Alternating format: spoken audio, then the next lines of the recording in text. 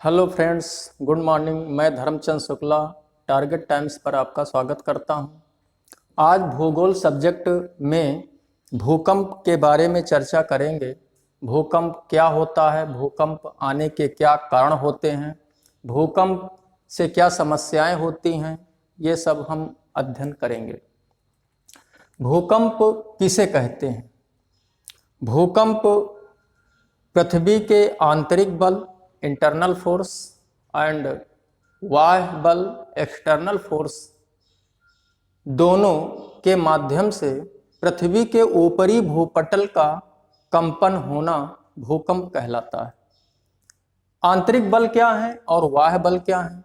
आंतरिक बल जो पृथ्वी के आंतरिक भाग से जो ताप और दाब के प्रभाव से जो गैसें बढ़ती हैं, वही गैसें प्रेशर करके पृथ्वी के भूपटल को कंपित करती हैं।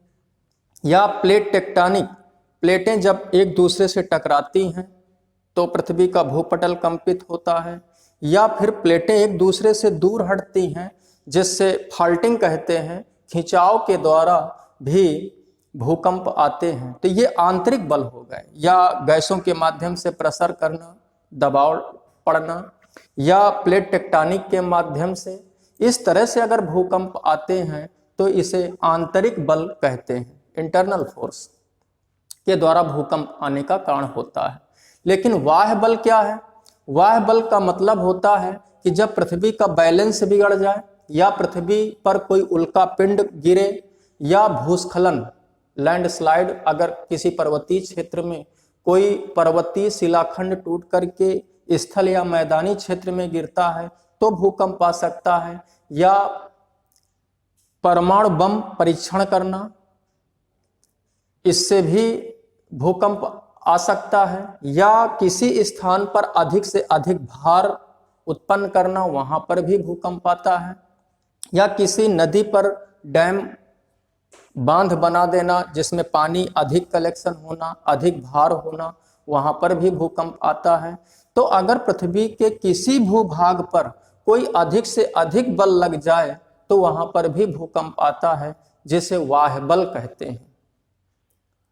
तो यहां पर भूकंप पृथ्वी के आंतरिक बल और बाह्य बल द्वारा भूकंप आता है।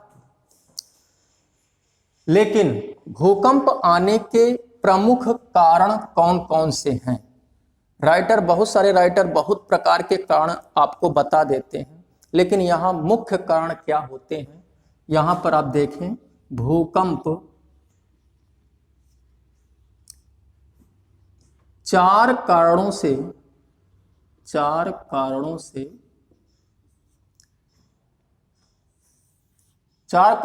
आते हैं। अब वो चार कारण कौन कौन से हैं? पहला कारण है भू असंतुलन।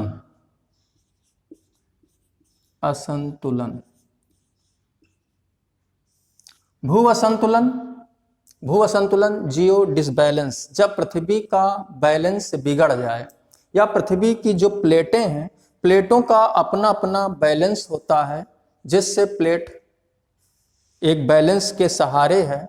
अगर प्लेट के एक भाग में ज्यादा बैलेंस हो जाता है तो प्लेट का बैलेंस बिगड़ता और भूकंप आता है।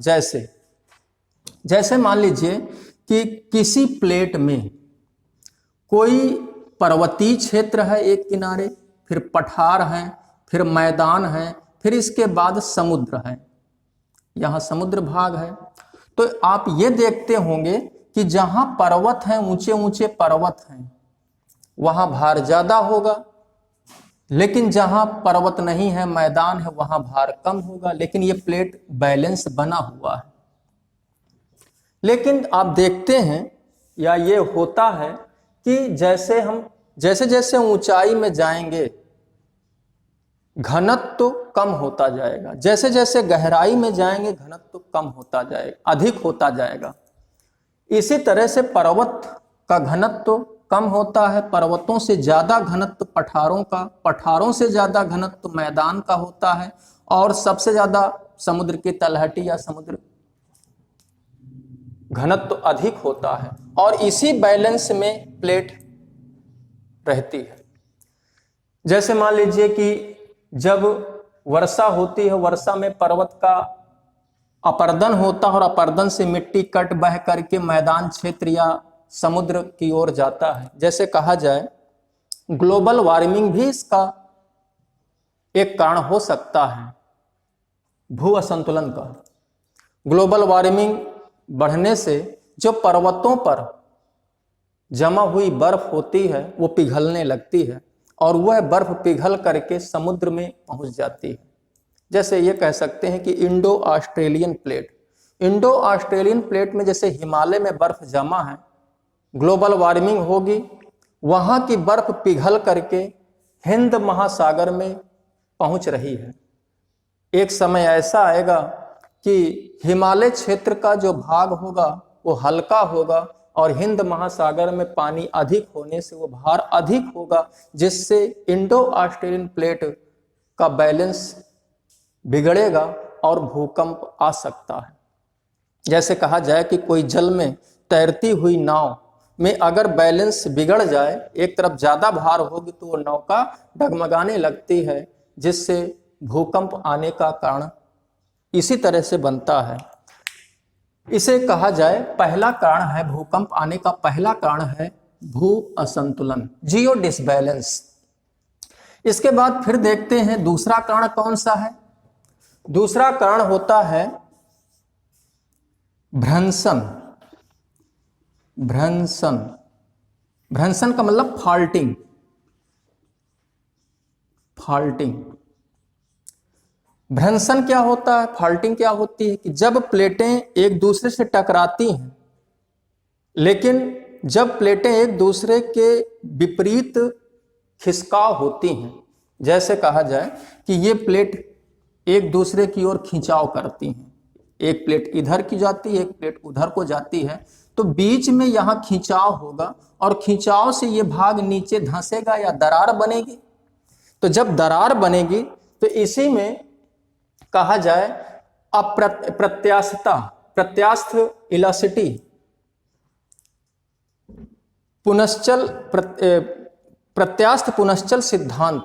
जनरल रीड ने यह सिद्धांत दिया था कि जब चट्टानें खिंचाव करती हैं, खिंचाव से चट्टानें फैलती हैं, लेकिन जब चट्टान टूटती है तो फिर से अपने पुराने स्थान की ओर झटके से जाती है, जिससे हलचल होती है और भूकंप आता है।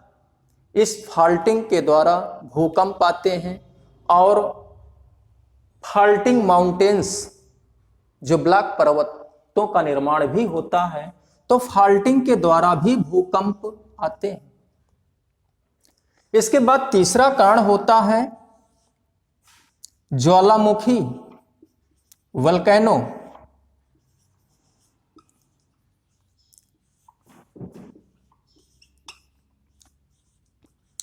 ज्वालामुखी के द्वारा भूकंप आते हैं। जहां पर ज्वालामुखी का विस्फोट होगा वहां विस्फोट के द्वारा उस एरिया में भूकंप आएगा, तो ज्वालामुखी के द्वारा भी भूकंप आते हैं। चौथा कारण है प्लेट विवर्तनकी। प्लेट विवर्तनकी, जिसे कहते हैं प्लेट टेक्टोनिक।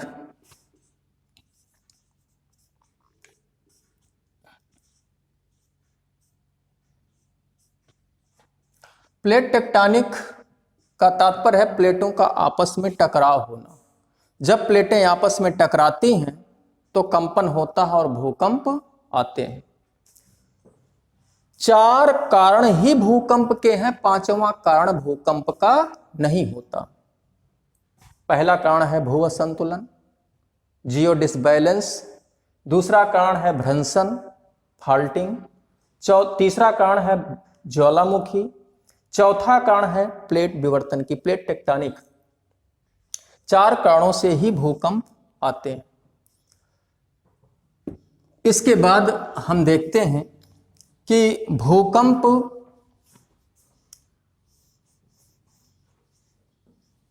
बनने पर भूकंप कहाँ पर बनते हैं, जैसे देखें यहाँ पर कि पृथ्वी की सतह से कह लीजिए कि लगभग सामान्य भूकंप 50 से 100 किलोमीटर की गहराई तक के हो सकते हैं, जो कि 100 किलोमीटर तक ही प्लेटें होती हैं और प्लेट के ही अंदर निचले भाग से ही भूकंप की उत्पत्ति होती है। जैसे हम कहें कि भूकंप की तीन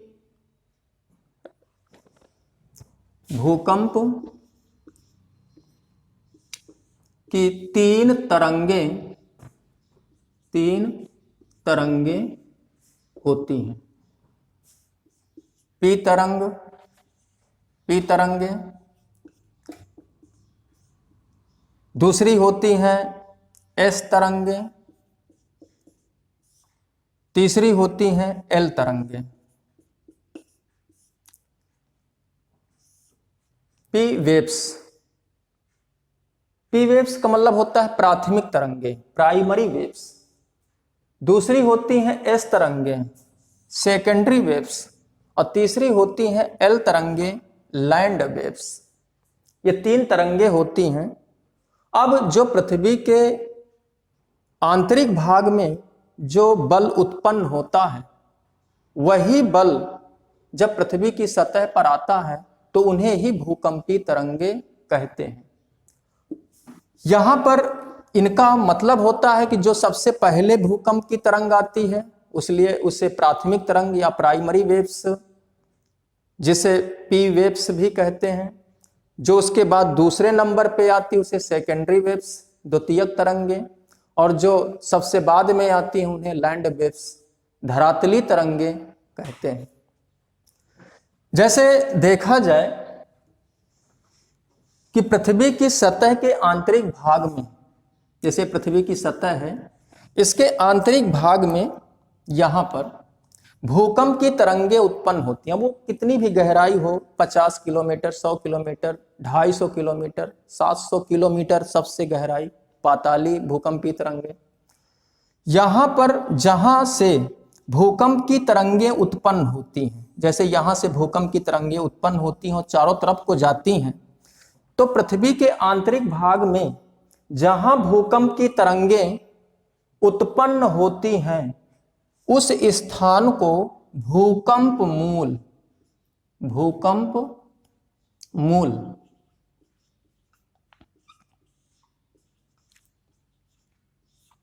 जिसे इंग्लिश में कहते हैं फोकस,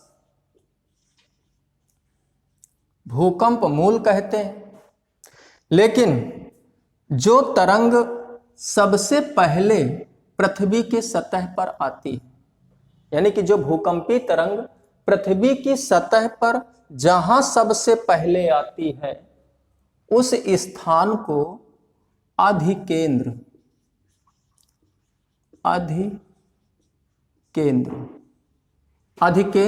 इपीसेंटर,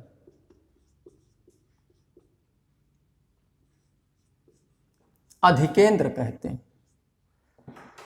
पृथ्वी के आंतरिक भाग में जहां भूकंप की तरंगे उत्पन्न होती हैं उस स्थान को फोकस या भूकंप मूल कहते हैं। लेकिन जहां भूकंप की तरंगे पृथ्वी की सतह पर सबसे पहले आती हैं उस स्थान को अधिकेंद्र या इपीसेंटर कहते हैं।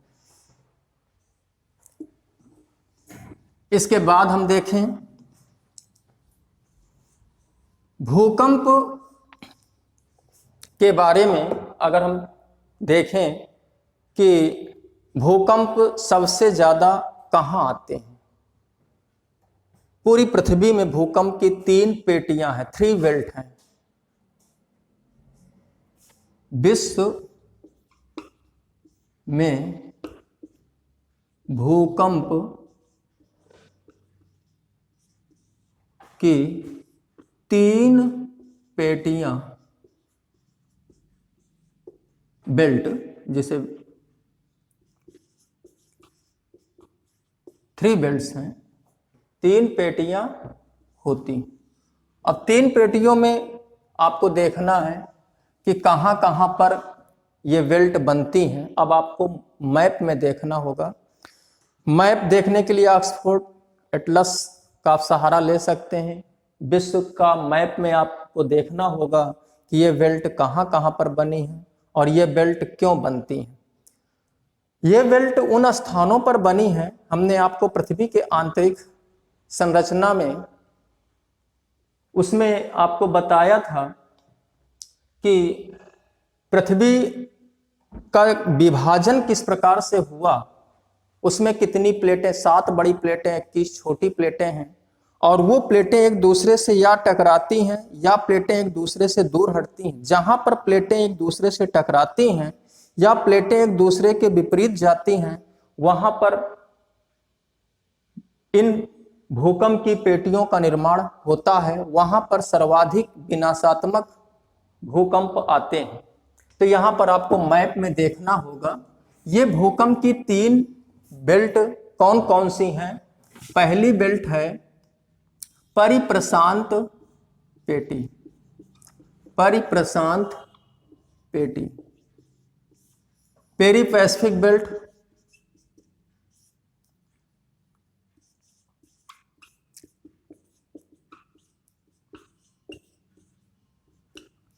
दूसरी है मध्य महाद्वीपीय पेटी, मध्य महाद्वीपीय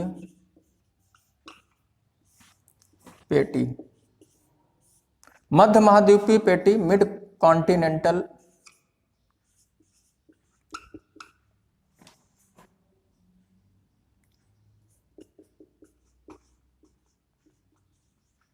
बेल्ट।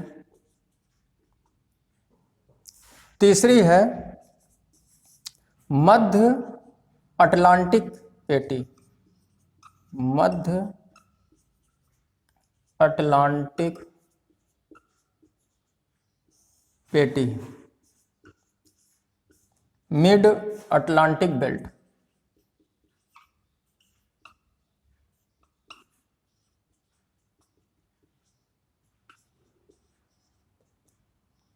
ये विश्व में 3 भूकंप की पेटियां हैं।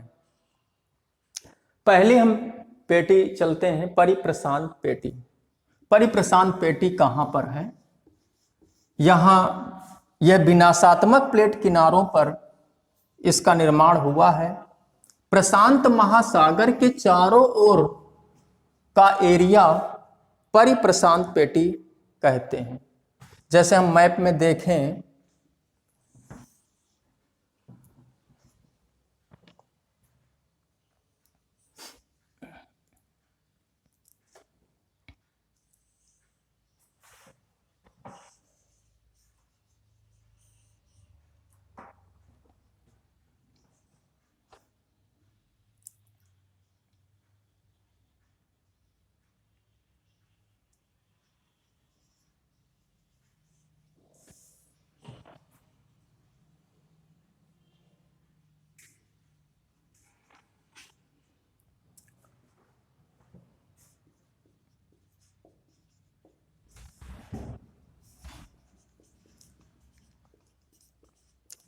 एशिया, ऑस्ट्रेलिया, इधर ये आपका उत्तरी अमेरिका है, इधर ये दक्षिणी अमेरिका है। अब आपको मालूम हो गया होगा ये प्रशांत महासागर है, ये पूरा प्रशांत महासागर है।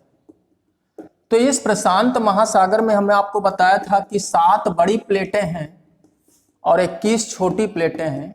तो प्रशांत महासागर की एक बड़ी प्लेट है, जैसे देखें तो इस तरह से ये बड़ी प्लेट प्रशांत महासागर की है। ये प्रशांत महासागर की बड़ी प्लेट है। तो इस प्रशांत प्लेट में उत्तरी अमेरिका पश्चिम की ओर खिसक रहा है, दक्षिणी अमेरिका की प्लेट पश्चिम की ओर खिसक रही है और प्रशांत प्लेट से टकरा रही है। यहां टकराव होता है, तो जब यहां टकराव होगा तो इस एरिया में भूकंप आएंगे। यहां पे चारों तरफ से भूकंप आएंगे, यहां चारों तरफ भूकंप आएंगे, क्योंकि अंटार्कटिका प्लेट भी घर्षण कर रही है। इधर से इंडो ऑस्ट्रेलिया प्लेट भी घर्षण करती है, इधर यूरेशियन प्लेट घर्षण करेगी। इस तरह से इस पूरे एरिया में भूकंप आएंगे। कह सकते हैं कि पूरे प्रशांत महासागर के चारों ओर भूकंप की एक प्लेट बनती है, भूकंप का किनारा बनता है, प्रशांत महासागर के चारों ओर भूकंप का एरिया है। यह कह सकते हैं कि पूरे विश्व के भूकंप का 68% भूकंप इसी बेल्ट पर आते हैं। इसके चारों ओर प्लेटें टकराती हैं, इसलिए इसको विनाशात्मक प्लेट किनारा भी कहते हैं। अब जैसे क्वेश्चन पूछा जाता है कि विश्व में सर्वाधिक भूकंप किस पेटी में आते हैं, किस बेल्ट में आते हैं, तो विश्व में सर्वाधिक भूकंप परिप्रशांत पेटी, पेरी पैसिफिक बेल्ट या सर्कम पैसिफिक बेल्ट में 68% भूकंप आते हैं। इसके बाद यहीं पर अगर हम देखें तो इधर यूरेशियन प्लेट है, ऐसे यूरेशियन प्लेट ऐसे जाएगी, और यहां पर छोटी एक जापान की प्लेट है। जैसे हम यहां से ऐसे देखें तो ये ऐसे जाती है, और यहां जापान है, तो जापान की एक प्लेट, छोटी प्लेट है यहां पर, जो कि जापान की प्लेट छोटी प्लेटों में है। यूरेशिया प्लेट और प्रशांत प्लेट, इन बड़ी प्लेटों के बीच में छोटी जापान की प्लेट टकराती रहती है, इसलिए जापान में सबसे ज्यादा भूकंप आते हैं। अब क्वेश्चन दो तरह से बनते हैं। पहला क्वेश्चन यह बनता है कि विश्व में सबसे ज्यादा भूकंप किस पेटी में आते हैं, तो सर्वाधिक भूकंप परिप्रशांत पेटी में आते हैं। 68% भूकंप आते हैं विश्व के, 68% का मतलब ये कह सकते हैं या 2/3 भाग के लगभग भूकंप आते हैं। लेकिन अब क्वेश्चन पूछा जाए कि विश्व में सर्वाधिक भूकंप कहां आते हैं, किस देश में आते हैं, तो जापान में आते हैं। जापान एक खुद छोटी प्लेट में स्थित है, और जापान एशिया और प्रशांत प्लेट के बीच में घर्षण करती रहती है, इसलिए यहां पर डे भूकंप आते हैं। इसलिए इसे कहा जाए कि जापान को भूकंपों का देश कहते हैं। विश्व में सर्वाधिक भूकंप जापान में आते हैं। तो यहां दो तरह से क्वेश्चन है, विश्व में सबसे अधिक भूकंप किस पेटी में आते हैं, और या विश्व में सर्वाधिक भूकंप कहां आते हैं, तो जापान में आते हैं। तो ये जो जापान की खुद एक जो प्लेट है, वो प्रशांत प्लेट के ही किनारे पर भी स्थित है। तो ये पूरे प्रशांत प्लेट के चारों ओर का ही ये भाग आता है। अब हम दूसरी बेल्ट देखें, मध्य महाद्वीपीय पेटी। मध्य महाद्वीपीय पेटी का कौन सा स्थान आता है, कहां कहां पर भूकंप आते हैं, आपको मैप में ही देखना होगा। यह कह सकते हैं कि जब हमने पेंजिया की चर्चा की थी और पेंजिया का विभाजन जब हमने किया था, तो पेंजिया विभाजन दो भागों में हो गया था। एक अंगारा लैंड उत्तर में और दक्षिण में गोंडवाना लैंड बना था, और बीच में टेथिस सागर बना था। वो टेथिस सागर का जो एरिया आता है वही मध्य महाद्वीपीय पेटी बनती है। आप मैप में देख सकते हैं, यहां पर आप देखिए कहां पर आते हैं। एक मिनट,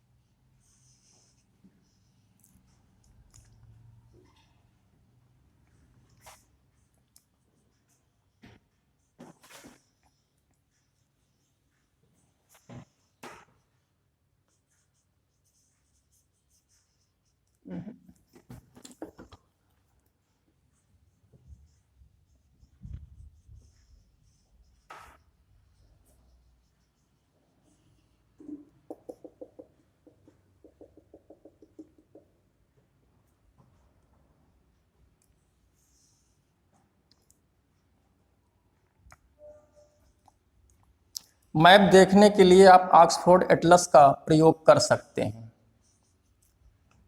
इसके लिए आपको मैप में देखना होगा।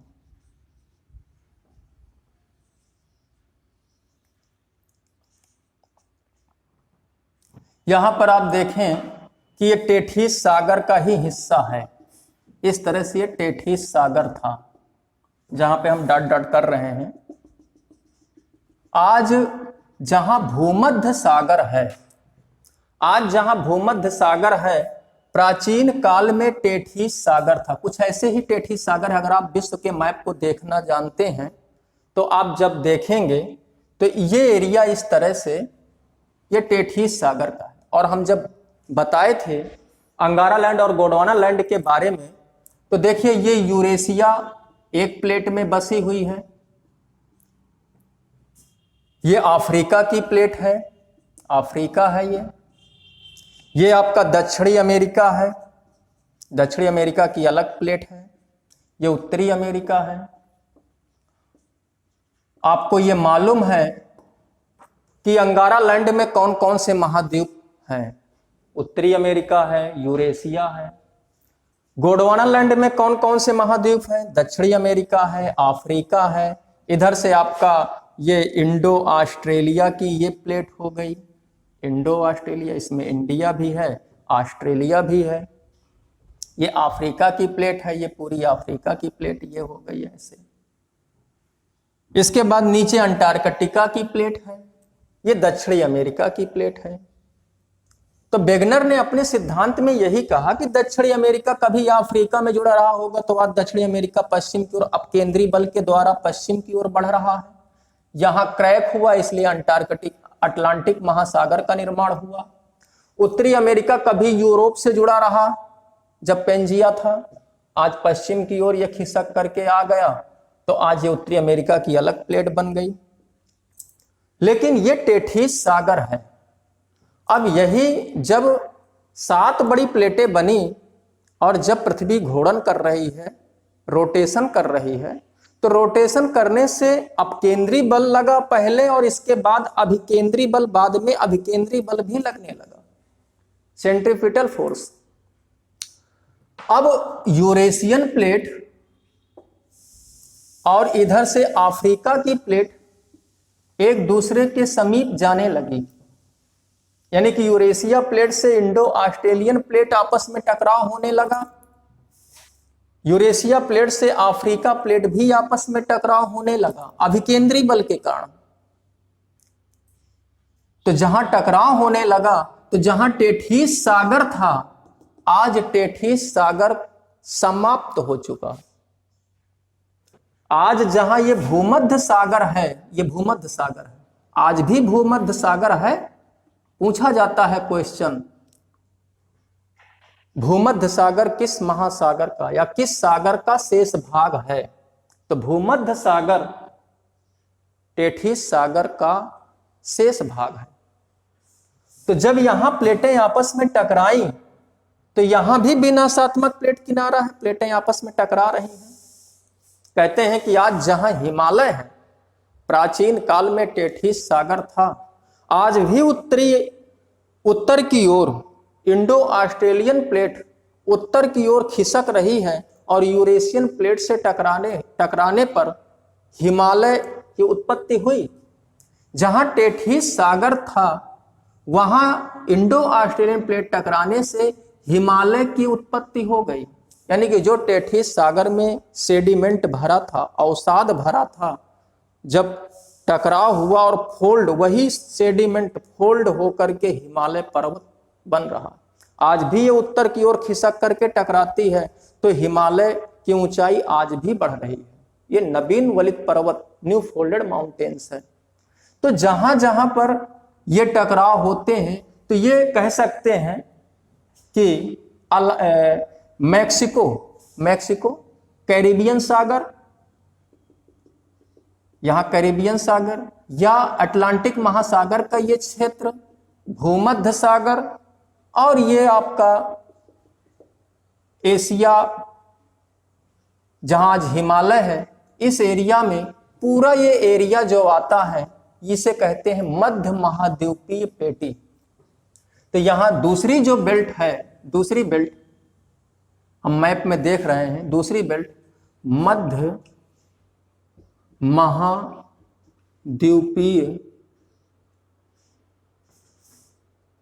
पेटी।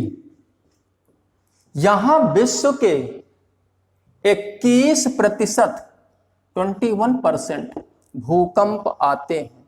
यहां विश्व के 21% भूकंप आते हैं। अब जैसे क्वेश्चन पूछा जाए कि जो भारत का हिमालय क्षेत्र है ये किस बेल्ट के अंतर्गत आता है, तो मध्य महाद्वीपीय पेटी के अंतर्गत आता है। भारत में सबसे ज्यादा भूकंप कहां आते हैं? हिमालय में आते हैं। और हिमालय में क्यों आते हैं? क्योंकि हिमालय एक प्लेट टकराने वाले स्थान पर है, इसलिए हिमालय में सबसे ज्यादा भूकंप आते हैं। अब यहां हम क्वेश्चन करें कि भारत में सबसे ज्यादा भूकंप कहां आते हैं? हिमालय क्षेत्र में। नंबर 2 उत्तर के विशाल मैदान में। नंबर 3 दक्षिण प्रायद्वीपीय पठारी क्षेत्र में। नंबर 4 समुद्र तटीय क्षेत्र में। तो सर्वाधिक भूकंप कहां आते हैं? हिमालय क्षेत्र में आते हैं। इसके बाद तीसरी बेल्ट है, भूकंप की तीसरी बेल्ट मध्य अटलांटिक पेटी। मध्य अटलांटिक पेटी। मध्य अटलांटिक पेटी कहां पर है? मध्य अटलांटिक पेटी ये कह लीजिए कि जहां पर अटलांटिक महासागर है वहां पर यह बेल्ट बनी हुई है जी। लेकिन यहां आप देख रहे हैं कि यह संरचनात्मक प्लेट किनारा है। परिप्रशांत पेटी विनाशात्मक प्लेट किनारा है। प्लेटों के आपस में टकराने से भूकंप आते हैं। मध्य महाद्वीपीय पेटी, यहां पर भी प्लेटें आपस में टकराती हैं, इसलिए यहां पर भी विनाशात्मक प्लेट किनारा है। लेकिन मध्य अटलांटिक पेटी ये विनाशात्मक प्लेट किनारा नहीं है। यहां प्लेटें टकराती नहीं हैं, बल्कि प्लेटें एक दूसरे के विपरीत खिंचाव करती हैं। उत्तरी अमेरिकन प्लेट पश्चिम की ओर, दक्षिणी अमेरिकन प्लेट पश्चिम की ओर इन महाद्वीपों से दूर हट रही हैं। तो जब दूर हटेंगी तो यहां क्या होगा? फाल्टिंग होगी, भ्रंशन होगा। फाल्टिंग के द्वारा भी भूकंप आते हैं। तो जब यहां फाल्टिंग होगा, खिंचाव होगा, तो खिंचाव होने से अटलांटिक महासागर के अंदर खिंचाव होकर के एक दरार बनी और उसी दरार से मैग्मा निकला, जिसे मध्य कटक, जिसे डॉल्फिन एवं चैलेंजर कटक का निर्माण हुआ। तो अटलांटिक महासागर के मध्य में भी भूकंप आते हैं। यहां विश्व के 9% भूकंप आते हैं। तो देखिए यहां विश्व के 9% भूकंप आते हैं मध्य अटलांटिक पेटी में। मध्य महाद्वीपीय पेटी में 21% भूकंप आते हैं और परिप्रशांत पेटी में 68% भूकंप आते हैं। तो यहां हम बताएं कि विश्व की 3 बेल्ट हैं जिसमें सर्वाधिक भूकंप परिप्रशांत पेटी में आते हैं। हम आपको यहां पूरा मैप बना करके बताए हैं कहां क्या कैसे भूकंप आते हैं और क्यों आते हैं। भारत में भूकंप सर्वाधिक हिमालय क्षेत्र में आते हैं, यहां हम ये भी बताए हैं। इसके बाद हम देखते हैं भारत में भूकंप हिमालय के अलावा भी आते हैं। ये कह सकते हैं कि वो कैसे? जैसे कहा जाए कि भारत भूकंपीय क्षेत्र हिमालय है, लेकिन हिमालय के अलावा उत्तर का विशाल मैदान में भी भूकंप आने की शंका बनी रहती है, क्योंकि जो उत्तर का विशाल मैदान है हिमालय से जुड़ा हुआ है। अगर हिमालय में भूकंप आएंगे तो उत्तर के विशाल मैदान तक भी भूकंप आने की शंका बनी रहती है, इसलिए यहां भी भूकंप आ सकते हैं, लेकिन यहां विनाशात्मक भूकंप नहीं आते। अब कहा जाए कि दक्षिण का प्रायद्वीपीय पठारी क्षेत्र वह भूकंप रहित है, भूकंप प्रभावित नहीं है, फिर भी फाल्टिंग के द्वारा वहां भी भूकंप आते रहते हैं, भूकंप आने का कारण बनते रहते हैं। जैसे भुज भूकंप 2001 में आया था, कच्छ का भूकंप लातूर भूकंप, जबलपुर भूकंप, इन सब भूकंपों से यह अवधारणा बनती है कि यह क्षेत्र सुदृढ़ नहीं बल्कि निर्बल है, क्योंकि यहाँ भी फॉल्टिंग के द्वारा भूकंप आते रहते हैं। अब फॉल्टिंग के ही द्वारा तो अरब सागर या बंगाल की खाड़ी का निर्माण हुआ, क्योंकि जहां पर आज अरब सागर है या बंगाल की खाड़ी है, ये पहले स्थल भाग थे, लेकिन कह सकते हैं क्रिटेशियस काल में जब यहाँ फॉल्टिंग हुई, खिंचाव हुआ, तो ये भाग नीचे धंसते चले गए। जहां धंसे वाले भाग अरब सागर और बंगाल की खाड़ी बन गई, लेकिन आज जो शेष भारत का ये स्थल प्रायद्वीप बचा है, ये इस क्षेत्र में आज भी फॉल्टिंग होते रहते हैं और यहाँ भूकंप आते हैं। इसके अलावा और भी भ्रंशन फॉल्टिंग क्षेत्र हैं, जैसे कहा जाए कि ये लाल सागर से लेकर के ये अफ्रीका का पूर्वी क्षेत्र में एक गहरी दरार बनी हुई है, यहाँ भी भूकंप आते रहते हैं। तो इसके अलावा भी भूकंप के बहुत सारे क्षेत्र हैं, जहाँ ज्वालामुखी का विस्फोट होता है, वहाँ पर भी भूकंप आते हैं। जैसे अपने भारत में बैरन ज्वालामुखी